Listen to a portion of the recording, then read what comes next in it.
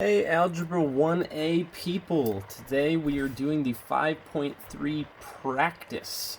So on Monday we talked about the notes, all of the odds, and we talked about how we were solving a system by elimination.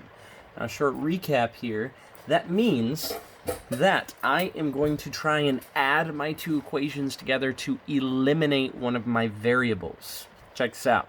We did last week to start off, we added them together. Now, in this case, typically we look for opposites first, but I have opposites, a positive 3y and a negative 3y. Those are opposites because they have the same letter, and then their coefficients are the same except for one is positive and one is negative, meaning when I add them together, they're going to add to 0 or cancel out. 10x plus 8x gives me 18x. 23 plus 13 gives me 36. And we said once you add the equations together, if you did this correctly, worst case scenario, you have a one-step equation. Divide by 18, x equals 2. And then I said if you stop there, oh no, you haven't really remembered that this is only half of your answer. You gotta take it, plug it back in.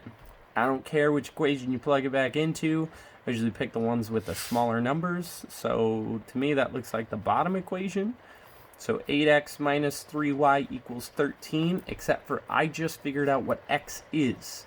So I can take out x now, and I can plug in 2. So I just figured out that x equals 2, and then you just solve.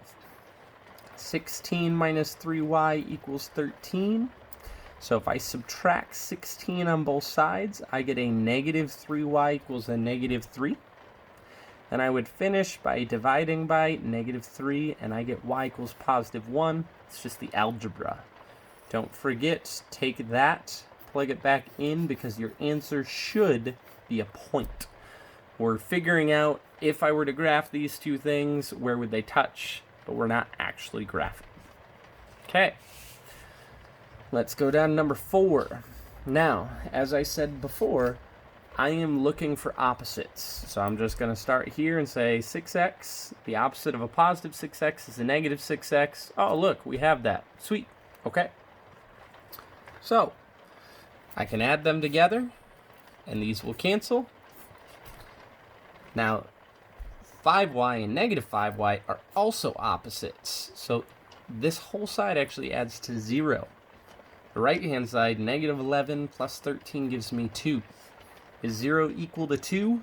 No, that's a false statement, but we don't write false statement. We say no solution. If I were to graph those two lines, they would be parallel. They would never touch. Okay. Come down to number 6. Again, we start by looking for opposites. Do I have opposites here? Some of you might say yes, and you would be wrong. Negative 3x and negative 3x are not opposites. If I added them together, they would not go away. They would actually equal negative 6x. If you don't believe me, go to your calculator and punch in negative 3 plus negative 3. It won't say 0, it'll say 6. Negative 6, excuse me. So we said, just like number 5, I need to change one of my equations, okay? Now, let's keep the top equation the exact same. And then let me ask this question. What is the opposite of negative 3x?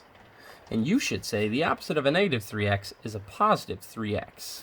So here's what I want to do. I need to multiply this entire equation by something that is going to make this into a positive 3x.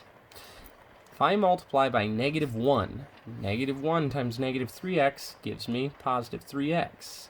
Heck yeah. But don't forget, you have to multiply the entire equation. So I also have to say negative 1 times 10y is a negative 10y. And negative 1 times negative 18 gives me 18. Now I can add them together. My opposites go away. 6y minus 10y is a negative 4y.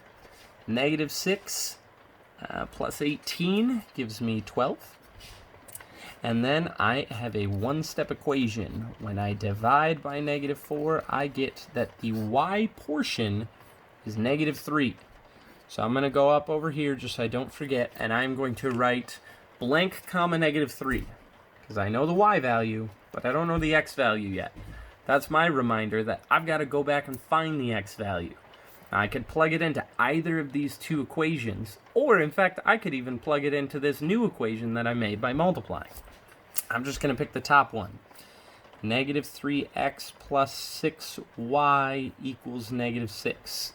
Notice I didn't write y, I wrote negative 3, because we already figured out y is equal to negative 3.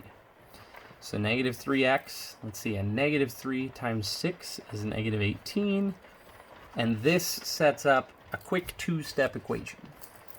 So if I add 18 on both sides, I get negative 3x equals 12. And then when I divide by negative 3, I'm going to write this over here, I get x equals negative 4, which I will take, put back into my point, and this right here is my answer. Okay? Not the only way to solve, but this is how we solve by elimination. All right, flip. Here on the back, we are on number 8. All right, first thing I'm looking for, just like all the others, is I'm trying to find opposites. Do I have opposites here? Let's see, 3x and 10x? Nope. 6y and negative 2y? Nope. Crap. I don't even care about these at the end. I don't. Because I'm just trying to find opposites of things that have variables. All right, now in my brain, I'm going to see what can I do to make opposites? What can I do to make opposites? There is a long way, which I did show you last week, and I'll show you again on a problem that we absolutely need to do it with. But for this one, I'm going to notice this right here. This says 6y, and this says a negative 2y. If I just multiplied that by 3, if I multiplied this entire bottom equation by 3, that middle term would say negative 6y. The top equation, 3x plus 6y equals negative 18. Hey, sweet, then I would have opposites. Just multiplying one equation by 3.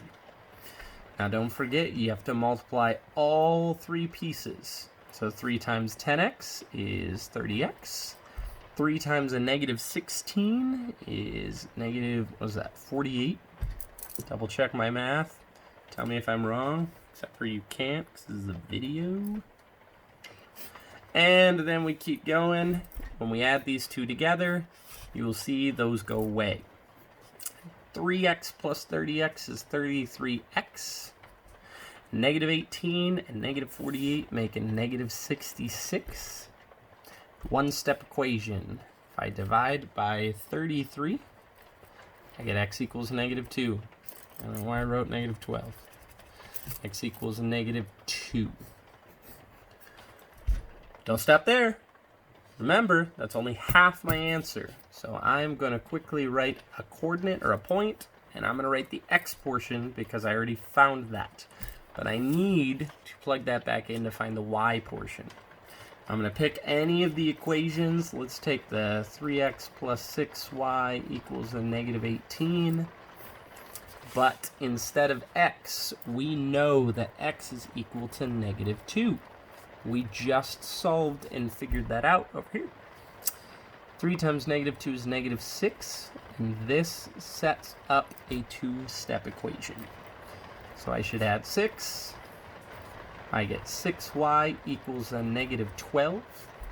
When I divide by 6, I'm going to write this over here, I get that y also equals negative 2. So I'm going to come back, plug that into my points here. That's my answer. If I were to graph these two lines, they would cross at negative 2, comma negative 2. All right, 2 more. Now, same process. I'm going to start by looking for opposites. Do I see any opposites? I hope you're saying no. Negative 9x and 2x are not opposites. Yes, one's negative and one's positive, but 9 and 2 are not the same number. 6y and negative 9y, also not opposites. Now, some of you might be kind of good at this stuff in terms of you might say, hey, if I multiply the top by 1.5, that makes opposites. Or if I multiply the bottom by 4.5, that makes opposites. Good for you. If you can see that, that's awesome. Most of us can't. So let me give you a foolproof way of, if you don't have opposites, do this and it'll work every single time. Okay, so here's what I'm going to do. It's going to be weird. I am going to multiply both the top and bottom equations. Now I'm going to look at just the x's. Negative 9. I got pen on me. Negative 9x and 2x. Now, one is negative, one is positive. Good, that's what I want. All right. Now let me just look at the numbers. 9 and 2. Here's what I'm going to do. I'm going to take those two numbers, and I am going to switch them. Now watch what happens here. When I take 2 multiplied by the first term, 2 times negative 9x is a negative 18x. Yes, I'm going to have to multiply the others, but pause there for a second. Let's look at the bottom one. 9 times positive 2x is positive 18x. So basically I have negative 9 times 2, 2 times 9, which is going to give me the same number, but one's going to be positive and one's going to be negative. So that will work every single time. If I just say, take the two numbers in front of x, switch them. Make sure one's negative, one's positive. Good. Okay? Now I'm going to multiply everything else. I'm looking at the top equation now. 2 times negative 9x was negative 18x. 2 times 6y is a 12y. 2 times 9 is 18. All right, 9 times 2x is 18x. 9 times a negative 9y is negative 81y. And then 9 times negative 2 is a negative 18. Okay. Now when we add these together, my opposites go away. Sweet. Okay. 12y minus 81y gives me, what is that, negative 69y. And 18 equals 18, or 18 plus a negative 18. Those are opposites. So I'll have a lot of people cross these out and then say something like no solution. If you said that, you'd be wrong. Opposites actually add to make 0. Now on the left-hand side, we don't need the 0 because I've got something else. But on the right-hand side, I don't have anything else. So I actually need to write that 0. Then, when I solve this one-step equation, I get that y equals 0. That's okay. 0 is a number. And that's still only half my answer. But don't be afraid of the number 0. Sometimes people don't want to get that as an answer for some reason. I don't know why. I love it. All right, trick question. When I'm going to plug this back in, how many different equations do I have that I could plug it into? If you said 2, you're wrong. You said 3, on the other hand, you're still wrong. Because the answer is 4. I could plug it into either of these, or I could plug it into either of these. I have 4 different equations, and they will all give me the same thing. I tend to pick the thing with the smallest number, so I'm going to pick this thing that I put red parentheses around. 2x minus 9y equals negative 2. And I am going to plug in 0 for y. Now here's why I like 0. Negative 9 times 0 is 0. Basically just goes away. And look at that. Doesn't that make things easier? I divide by 2 and I get negative 1. Other half of my answer. And I'm done with this problem. All right, we got one more. That's number 12. So we're going to try my foolproof thing that I was talking about earlier, number 10, because you're probably looking at that saying a couple of things. One, I don't have opposites. 7x and 2x are not opposites. Negative 6y, negative 10y are not opposites. And I don't know what to multiply by to make them, because it's not as simple as like number 8 was. So here's what I'm going to do. Again, I'm going to look at the two numbers in front of x, and I'm going to switch them. So 7 on top, 2 on bottom. I'm going to put 7 on bottom, 2 on top. I'm going to multiply. But I want you to notice something. Still, I'm going to look at the first terms. So 7x times 2. Like if I were doing my distributive property here, if I did 2 times 7x, I would get 14x. Now if we look at the bottom, same thing. When I'm doing my distributive property here, 7 times 2x is 14x as well. Okay, something's wrong here because I still don't have opposites. Well, I'm a lot closer. They're the same number. All I need now is to make one negative and one positive. So here's what you do. Instead of just 2 and 7, I'm going to pick one of them, and I'm going to add a negative to it. So instead of multiply by positive 2, I'm going to multiply by negative 2. Now, you could have put the negative on the 7. It doesn't matter. Okay? But negative 2 times 7 gives me a negative 14x. Nice. Negative 2 times negative 6y is a positive 12y. Negative 2 times 16 is a negative 32. On the bottom, 7 times 2x gave me the 14x. 7 times a negative 10y is a negative 70y. And then 7 times a negative 12 is a negative 84. Ooh, hope we did all of our numbers right. We're getting somewhat large. Nothing too crazy, though. Don't panic. Okay? 14x and the negative 14x here go away.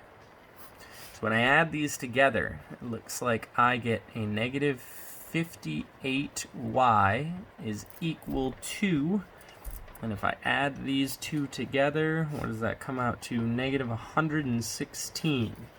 Make sure you can see that. Good. Okay. Let's hope this works out nicely. If I divide both sides by 50 or a negative 58, if I punch that in my calculator, negative 116 divided by negative 58 is 2. Hey, look at that. That worked out super nicely. Recap really quick, even though we're not finished. I took the 7 and the 2, and I switched them. But because both of these numbers are positive right now, I want to change one of them. So I put a negative here, and that changed the top. Instead of a positive, it's now a negative, which then give me opposites. All right, now I'm going to take this 2 and I'm going to plug it back in. I'm going to pick the one with the smallest numbers. That looks like this right here. 2x minus 10y equals a negative 12. Except for I'm going to plug in y equals 2. And that's going to set up a two-step equation for me to solve. 2x minus 20 equals negative 12. This coming from negative 10 times 2. When I add 20, I get 2x equals 8. Don't get tripped up by negatives and positives. When I divide by 2, I get that x equals 4. Now, I always have people who are tempted to leave their answer looking like this. Y equals 2x equals 4, and I'm going to highly discourage that.